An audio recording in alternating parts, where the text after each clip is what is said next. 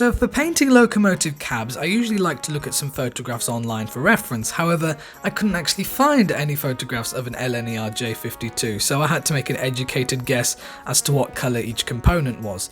Generally speaking, I do pipes in a copper colour, turning wheels in a brassish gold, regulator handles in red, and on this occasion I painted the gauges white.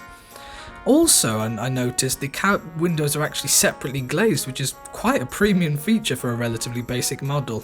Quite pleased with the result overall. Let me know what you think.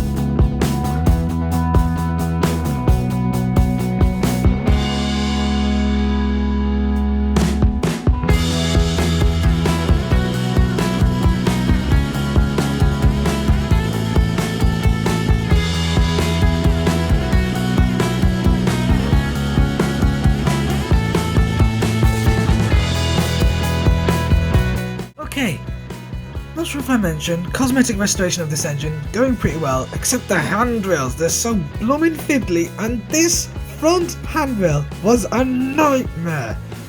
I'm so glad it's on, and I'm never taking it off, ever.